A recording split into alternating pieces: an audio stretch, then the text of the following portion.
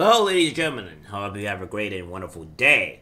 Well, it seems that Coca Cola has really realized the true error of their ways. At least silently they have. Because they haven't really gone and went out to, to,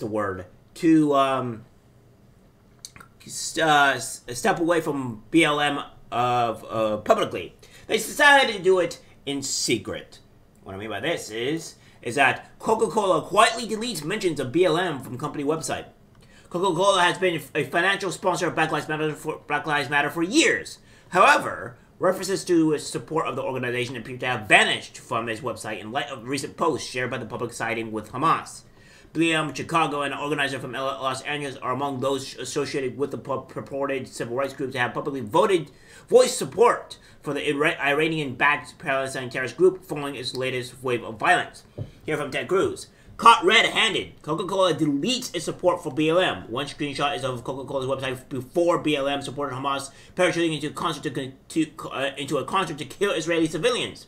The other is from this morning. Editing the website is not enough. Americans demand an apology. We're going to go through here. So, as we see here, they see this in the summer of 2020. Sprite launched the Give Back program to support the black community in the fight against racial injustice and the COVID-19 pandemic. The brand also donated $500,000 to the Black Lives Matter Global Network to support the group's voting education efforts and their February 2021 Black Future Month program to empower the next generation of black youths. The Give Back is neither a marketing campaign nor a one-time donation. We're in this for the long haul, Shafiq said. Lasting change will not happen overnight, so we're committed to continuing to amplify the voices and efforts of our community, to listen and learn, to actively create a better and shared future for America. The problem I have with this in particular is that saying that to give back program to support the black community in the fight against racial injustice. Well, the racial injustice is that you guys making black people a way more happier, or in terms of making black people essentially being higher on the totem pole of being racist, for them being racist, than them actually being holding any black people to accountable at all. The amount of injustice that I see in this country, being a black person myself, is negligible at best. I haven't really been honestly, I haven't been denied work because I was black. At least obviously the people did not make it so. And I may believe I got the job over a lot of people, particularly white people, because they needed to fit their quota. And I feel more insulted over the fact that I maybe was chosen not because of my merit or because of my efforts, but because I was black and nothing more. So the injustice feels unreceived, not well received, and I don't really like that, but continues to go shows here. In the summer of 2020, Sprite launched the Give Back program to support the black community in the fight against racial injustice in the COVID-19 pandemic. The Give Back is neither a marketing campaign or a one-time donation, blah, blah, blah, blah, blah, and what we see here. So we have this as well, where it says, that goes on to say, in the updated version of the website, Shafiq's quote is still there. However, the entire sentence highlighting the $500,000 contribution has been deleted. So, what you guys can see here is that the $500,000 to Black Lives Matter, and then the Black Lives Matter is still there. But yeah, as you can see here, $500,000 is deleted. So that doesn't seem too great. Now it doesn't.